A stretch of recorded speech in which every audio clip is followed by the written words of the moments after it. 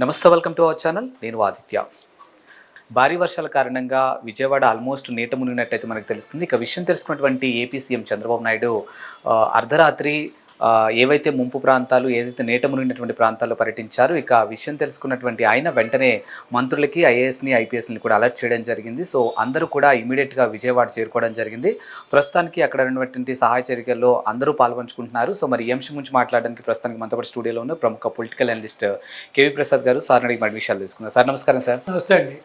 So భారీ వర్షాల కారణంగా ఆల్మోస్ట్ విజయవాడ అయితే చాలా వరకు నీట మునిగినట్టే తెలుస్తుంది. ఇక విషయం తెలుసుకున్నటువంటి ఏపీ సీఎం చంద్రబాబు నాయుడు గారు సో మంత్రుల్ని కానీ, లేకపోతే ఐఏఎస్ని కానీ, ఐపీఎస్ని కానీ అలర్ట్ చేయడం జరిగింది. అండ్ ఆయన కూడా ఈ వయసులో రాత్రంతా నిద్రపోకుండా ఈ సహాయ చర్యలు ఏవైతే ఉన్నాయో వాటిలో పాల్పంచుకోవటం, అండ్ ఏవైతే ప్రజలు ఉన్నారో ఇబ్బందులు పడకుండా ఎప్పటికప్పుడు పర్యవేక్షిస్తూ ఉన్నారు. అండ్ ఆల్మోస్ట్ విజయవాడలో కొన్ని హెల్ప్ సెంటర్లు కూడా ఏర్పాటు చేయడం జరిగింది. సో మరి ఇది ఏ విధంగా ముందుకెళ్ళబోతుంది, అసలు విజయవాడ పరిస్థితి ఏ విధంగా ఉండబోతుంది? సో డెఫినెట్గా అండి, ఇప్పుడు ఆయన విజనరీ లీడర్ కాబట్టి ఏం ప్రాబ్లం లేదు ఆయనకి. ఇవన్నీ కూడా ఈ యొక్క డిజాస్టర్ మేనేజ్మెంట్లో ఆయన దిట్ట. మీరు చూసుకుంటారు, గత అనుభవాలు కూడా దృష్టిలో తీసుకుంటే ఉద్భుత్ తుఫాను తర్వాత వైజాగ్ పూర్తిగా నేలమట్టం అయిపోయింది. అసలు వైజాగ్ ఏ విధంగా అయిపోయిందో మనం చూసాం. అసలు ఒక పచ్చని చెట్టు లేదు, ఒక ఇది లేదు. సో ఆల్మోస్ట్ ఒక డిజాస్టర్ స్టేజ్లో ఉన్న వైజాగ్ని మళ్ళీ ఆయన అక్కడే బస్సులో స్టే చేసి ఏ విధంగా వైజాగ్ని మళ్ళీ స్ట్రీమ్ లైన్ చేశారు, ఏ విధంగా వైజాగ్ని మళ్ళీ ఆయన రెస్క్యూ చేశారో మనం చూసాం. సో డిజాస్టర్ మేనేజ్మెంట్లో ప్రస్తుతానికి ఇండియాలో ఆయన కొట్టే నాయకుడు ఎవరు లేరు. అది ఏదైనా సరే, ఇప్పుడు పవర్ సెక్టార్ కానీ, లేకపోతే ఈ విధంగా ప్రజలకి కావాల్సిన ఆ దైనందిక జీవితంలో కావాల్సిన పాలు నీళ్లు కానీ, లేకపోతే వాళ్ళకి కావాల్సిన ఆహార పదార్థాలు కానీ, ఏదైనా సరే ఆయన ఈజ్ ద బెటర్. ఆయనకి దరిదాపుల్లో కూడా ఎవరు కూడా లేరు. ఆ డిజాస్టర్ మేనేజ్మెంట్ని ఏ విధంగా అధిగమించాలి, ఏ విధంగా ఈ యొక్క ప్రకృతి విపత్తులు వచ్చినప్పుడు, ఈ వర్షాలు వచ్చినప్పుడు, భారీ వర్షాలు వచ్చినప్పుడు, ఇట్ల నుంచి తుఫాన్లు వచ్చినప్పుడు ఏ విధంగా అన్నది ఆయనకి వెన్నతో పెట్టిన విద్య. సో ఆయన ఆ వయసులో కూడా పగలనక రాత్రి అంతా కూడా ఆయన కనీసం ఒక నిమిషం కూడా కొనుక్కు తీయకుండా ఆ విధంగా ఆయన ఆ నీటిలో ప్రయాణం చేయడం, సో ప్రతి వాళ్ళని పలకరించడం, వాళ్ళందరికీ భరోసా కల్పించడం, నేనున్నాను భయపడొద్దని చెప్పడం. అలాగే మొత్తం విజయవాడలో ఉన్న అన్ని షాపుల నుంచి, అన్ని ఎస్టాబ్లిష్మెంట్, అన్ని డీలర్స్ దగ్గర నుంచి వాటర్ బాటిల్స్ అన్నీ కలెక్ట్ చేసి, సో వాటర్ లేని వాళ్ళకి వాటర్ అందించడం, ఆహారం లేని వాళ్ళకి ఆహారం అందించడం. అలాగే హరే రామకృష్ణ హరే కృష్ణ వాళ్ళ ద్వారా కూడా అప్పటికప్పుడు ఆహారం వండించి వాళ్ళ మాస్టర్ కిచెన్ నుంచి సో ప్రతి వాళ్ళకి కూడా ఆహారం అందించడం. సో నిజంగా ఇది అభినందనీయం. ఇది మనం నిజంగానే ఆయనకి పాదాబంధనం చేయాలి. అదేవిధంగా ఆయన మొత్తం 20 మంత్రులకు కూడా ఫోన్ చేసి వాళ్ళందరినీ కూడా అలర్ట్ చేసి ఇమీడియట్గా వాళ్ళందరినీ విజయవాడ చేరుకోమని చెప్పడం. అలాగే మిగిలిన ఐఏఎస్ ఐపీఎస్లను కూడా అలర్ట్ చేసి వాళ్ళందరినీ కూడా విజయవాడ చేరుకుని అక్కడున్న రెస్క్యూ ఆపరేషన్స్ చేపట్టవలసిందిగా, ఎంత తొందరగా ఈ నీట మునిగిన ప్రాంతాల నుంచి ఆ నీటిని ఏ విధంగా డ్రైన్ అవుట్ చేయాలి, ఏ విధంగా బయటకు పంప్ చేయాలి, సో ఏ విధంగా ఎక్కడెక్కడ చర్యలు తీసుకుంటే ఈ నీళ్లు తొందరగా బయటికి వెళ్ళిపోతాయని చెప్పి వాళ్ళందరికీ కూడా ఒక రూట్ మ్యాప్ ఇవ్వడం అనేది నిజంగా గొప్ప విషయం. సో నిజంగానే ఇటువంటి ఒక లీడరు, ఇటువంటి వ్యక్తి, ఇటువంటి ఒక టార్చ్ బేరరు, ఇటువంటి ఒక మార్గదర్శి, దీర్ఘదర్శి తెలుగు ప్రజలకి లభించడం అనేది నిజంగా వాళ్ళు చేసుకున్న పుణ్యం. కానీ దురదృష్టం ఏంటంటే కొంతమంది ఇంకా కులం కంపులో, మతం మత్తులో ఇంకా కూడా జోగుతూ జగన్మోహన్ రెడ్డి లాంటి ఒక సైకోగాడికి అధికారం ఇచ్చి 5 ఏళ్ళు ఏ విధంగా అష్టకష్టాలు పడ్డారో చూసాం.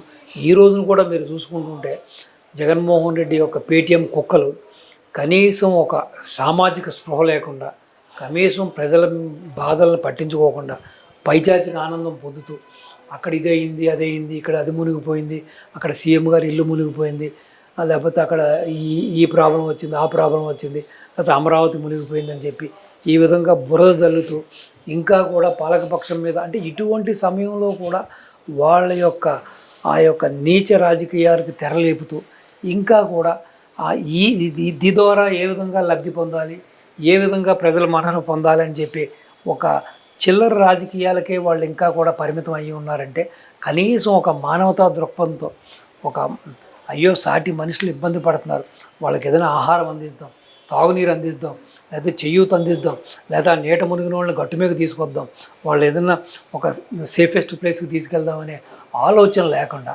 ఒక పక్కన తండ్రి కొడుకేమో కంట్రోల్ రూమ్లో కూర్చుని రాత్రంతా కూడా ఆయన అక్కడ పర్యవేక్షిస్తుంటే, తండ్రి ఏమో క్షేత్రస్థాయిలో ఫీల్డ్లో ఆయన తిరుగుతుంటుండే ఆ వయసులో.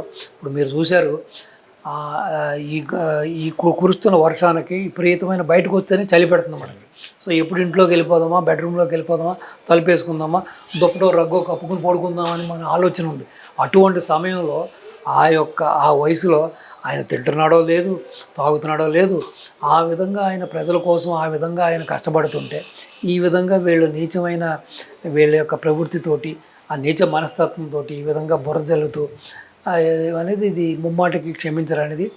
ఏదేమైనా కానీ డెఫినెట్గా బాబు గారికి ఉన్న ఆ ఎక్స్పీరియన్స్ ప్రకారం, ఆ డిజాస్టర్ మేనేజ్మెంట్లో ఆయనకున్న అనుభవంతో డెఫినెట్గా నాకు తెలిసి మ్యాక్సిమం ఇవాళ రేపు కల్లా సో చాలా వరకు కూడా ఆ వాటర్ అంతా కూడా డ్రైన్ అయిపోతుంది. సో ప్రజలేం భయపడవలసిన పని లేదు. సో ఈ ప్రతిపక్షాలు కూడా ఒక సామాజిక బాధ్యతతోటి కేవలం ఏదో 5 ఏళ్ళలో మనం ఏ విధంగా స్కీముల పేరుతో స్కాములు చేశాము, ఏ విధంగా ల్యాండ్, శాండ్, వైన్ పేరుతో దోచుకున్నాం అనే ఆలోచన తప్పించి, ఈ విధంగా ఇటువంటి విపత్కర పరిస్థితుల్లో కూడా అసలు ప్రజలు ఏమనుకుంటారో, ప్రజల దగ్గరికి వెళ్ళకపోతే ఏమనుకుంటారో, రేపొద్దున మనకు రాజకీయంగా మనుగడ ఉండదేమో, ఈ టైంలో కూడా వాళ్ళని ఆదుకోకపోతే రేపొద్దున కొడతారని కనీసం ఇంగితం లేకుండా ఇంకా కూడా పైచాచిక ఆనందం పొందుతూ బాగా జరిగింది, మునిగిపోయింది, అది మునిగింది, ఇది. అవును సార్, యాక్చువల్గా విజయవాడకి సంబంధించి హెల్ప్ లైన్ సెంటర్స్ ఏవైతే పెట్టారో ఒకటే దానికి సంబంధించిన వార్త అయితే మన వైరల్ అవుతూనే ఉంది. సో ప్రకృతి కూడా సహకరించలేదు కూటమికి, దుర్గమ్మదేవి కన్నెర్ర చేసింది, అందుకే ఈరోజు ఇలాంటి పరిస్థితులు వచ్చాయి, సో దుష్టుల చేతిలో పాలన ఉంది, ఇలాంటి కొన్ని ఫేక్ న్యూసెస్ కూడా వినిపిస్తూ ఉన్నాయి సార్. ఇది నిజంగా నీచం అండి. ఇప్పుడు నేను ఒకటి చెబుతాను. ఇప్పుడు అసలు వర్షం కురడమే చాలా తక్కువ మిడిల్ ఈస్ట్లో. మొన్న దుబాయ్లో ఏం జరిగిందండి? ఎవరైనా ఊహించారా?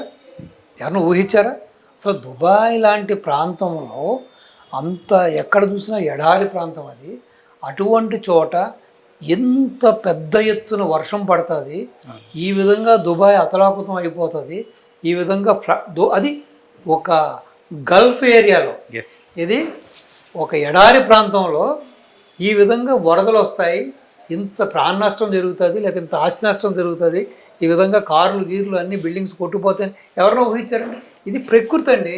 దీన్ని న్యాచురల్ కెలామిటీస్ అంటారు. ఇప్పుడు భూకంపాలు కానీ, తుఫాన్లు కానీ, ఈ యొక్క సైక్లోన్స్ కానీ, లేకపోతే ఈ వరదలు కానీ, ఇవి ప్రకృతికి సంబంధించినవి. అది ఇప్పుడు వర్షాకాలం ఇది వర్షాభావ టైంలో ఇప్పుడు కొన్నిసార్లు మోడరేట్గా పడుతుంది, కొన్నిసార్లు హెవీగా పడుతుంది, కొన్నిసార్లు టూ మచ్గా పడుతుంది. ఇప్పుడు ఒకటండి, ఇప్పుడు ఎక్కువగా పడింది అంటే మనకి డ్రైన్ సిస్టమ్స్ కానీ, లేకపోతే మన యొక్క ఇవన్నీ కూడా డిజైన్ చేసేవాళ్ళు ఒక లెవెల్కే డ్రైన్ చేస్తారు. దానికి మించి మనం డిజైన్ చేసుకున్న డ్రైన్ సిస్టాన్ని మించి ఒక 10 రెట్లు 20 రెట్లు వర్షం పడితే అప్పుడు ఏమవుతుందండి? ఏ ప్రాంతమైనా మునుగుతుంది కదా, ఏ ప్రాంతమైనా సరే విపత్తు వస్తుంది కదా. సో కనీసం ఇంగితం లేకుండా ఆ కూటమి మీద దుర్గమ్మ కన్నీరు చేసింది, దానివల్లనే ఇలా జరిగిందని, అది మీరు దీన్ని బట్టి అర్థం చేసుకోవాల్సింది ఏంటంటే వీళ్ళు ఎంత నీచ నికృష్టులు అర్థం చేసుకోండి. ఇప్పుడు దీన్ని నిజంగానే ఏంటంటే, ఇప్పుడు ఆ పోతిన మహేష్ అని ఒక అతను ఉంటాడు. అతను జనసేనలో చాలా యాక్టివ్గా ఉన్న వ్యక్తి. అతను యాక్టివ్గా ఉండి తన్ని కొంతమంది ఒక వైశ్యాసుకు సంబంధించిన ఒక కుటుంబానికి సంబంధించిన కొంతమంది వ్యక్తులు, ఒరే బాబు నువ్వు తప్పుకోరా నాయన, నీకు పవన్ కళ్యాణ్ గారికి ఇంత ఇస్తాము, మీకు ప్యాకేజీ పార్టీ ఫండ్ ఇస్తాము, నీకు ఇన్ని కోట్లు ఇస్తాము అంటే, వాడు టికెట్ సాక్రిఫైస్ చేయడానికి సిద్ధమైపోయి పవన్ కళ్యాణ్ గారి దగ్గరికి వెళ్ళి చెప్పగానే పవన్ కళ్యాణ్ గారు గెట్ లాస్ట్ అని చెప్పి వాడికి టోటల్గా సీట్ ఇవ్వలేదు. అంతకుముందు సీట్ ఇద్దామని ఆలోచనలో ఉన్నాడు ఆయన. అటువంటి వాడు కూడా ఈ రోజున అక్కడ ఏదో ఆ పశ్చిమ ప్రాంతంలో సుజనా చౌదరి గారికి సంబంధించిన ప్రాంతంలో కూడా ఆయన ఆల్రెడీ ట్రస్ట్ ఉంది. ఆయన ట్రస్ట్ ప్రకారం ఆయన సొంత ఊరికి ఎంత చేశాడో అందరికీ తెలుసు. సో ఆయన చేతికి వెన్నుముకలైన వ్యక్తి దాతృత్వంలో ఆయన ఎన్నో గుప్తదానాలు చేస్తూ ఉంటాడు.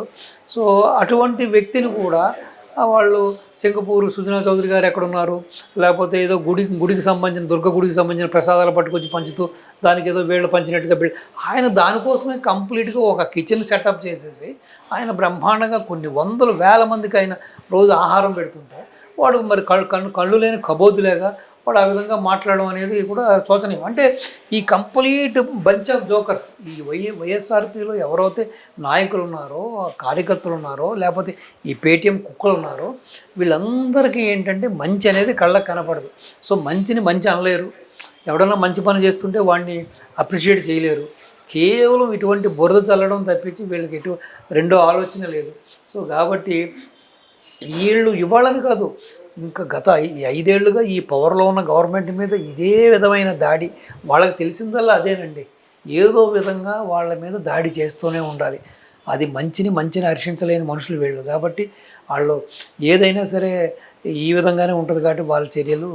సో ఏదేమైనా ఇటువంటి విపత్కర సమయంలో కూడా ఆ విధమైన కామెంట్స్ పెట్టడం అనేది వాళ్ళ విజ్ఞతకే, లేకపోతే వాళ్ళ యొక్క మానసిక స్థితికే మనం వాళ్ళని వదిలేయాలి. ఎందుకంటే వాళ్ళంతా కూడా పర్వరేటెడ్. అంటే వాళ్ళు ఎక్కడ కూడా ఈవెన్ వైల్డ్ యానిమల్స్, మృగాలకు కూడా ఒక మనసాక్షి ఉంటుంది, వాటికి కూడా ఒక సిస్టమ్ ఉంటుంది. వీళ్ళు అది కూడా లేని వాళ్ళు. ఇప్పుడు మీరు చూసుంటారు, ఒక కాకి చచ్చిపోతే మొత్తం కాకులన్నీ ఒక చోటకు వచ్చి కావుకోని అరుస్తూ దాన్ని రెస్క్యూ చేయడానికో అది తిరిగి బతికించుకోవడం ప్రయత్నాలు చేస్తూ ఉంటాయి. అలాగే కుక్కలైనా కోతులైనా అంతే కూడా. సో అసలు వీళ్ళని ఏ విధంగా పోల్చాలి, అసలు ఏ విధంగా వీళ్ళని వర్ణించాలో కూడా నాకు అర్థం అవ్వట్లేదు. ఇటువంటి పరిస్థితుల్లో కూడా, ఇటువంటి న్యాచురల్ కలామిటీస్ టైంలో కూడా ఈ టైంలో కూడా దాన్ని ఒక రాజకీయ లబ్ధి కోసం ఈ విధంగా పాలక పక్షం మీద, కూటక పక్షం మీద ఇటువంటి బురద జరుగుతున్నారంటే ఇంక వీళ్ళని వాళ్ళ మైండ్ సెట్ కానీ, వాళ్ళ వ్యక్తిత్వం కానీ, వాళ్ళ యొక్క మీరు ఇంకా ఆలోచించండి, వీళ్ళు మనుషులా లేకపోతే పశువులా, లేకపోతే అంతకంటే హీనమైన పశువులన్నా కూడా పాపం పశువులు కూడా అవమానించినట్టు అవుతుంది. అసలు వీళ్ళని ఏ కోపంలోకి తీసుకోవాలో, వాళ్ళని ఏ విధంగా వర్ణించాలో కూడా నాకు అర్థం అవ్వట్లేదు. సో ఏదేమైనా ఇటువంటి సమయంలో కూడా కాస్త సమన్వయం పాటించి ప్రజలకు మంచి చేయడానికి ఆలోచన లేకుండా ఇటువంటి వ్యక్తిత్వం ఉన్న వాళ్ళని ఎప్పటికైనా సరే ప్రజలు క్షమించకూడదు, రాజకీయంగా భూస్థాపితం చేయాలి. So hats off to Chandrababu Naidu గారు, hats off to Lokesh Babu and entire team of కూటమి సభ్యులు, కూటమి లీడర్సు, మినిస్టర్లు అందరూ కూడా. ఎందుకంటే వాళ్ళు నిజంగా చూస్తున్నాం కదా ఏ విధంగా వాళ్ళు ఫీల్డ్లోకి వెళ్ళి ఏ విధంగా రాత్రి బౌలు కడుతున్నారు. సో పెద్ద ఆయన నిద్రపోడు, ఎవరిని నిద్రపోనోడు అన్న దానికి ఇది మళ్ళీ ఇంకొక ఫైనెస్ట్ ఎగ్జాంపులే. సో ఆ విధంగా వీళ్ళందరినీ కూడా అర్ధరాత్రి గడ 1 గంటకు లేపడం, వాళ్ళందరినీ అలర్ట్ చేయడం అనేది కూడా ఆయనకి ప్రజల మీద, రాష్ట్రం మీద ఉన్న ప్రేమకి, ఆ అనురాగానికి, ఆ బాధ్యతకి ఇది ఒక ఫైనెస్ట్ ఎగ్జాంపుల్.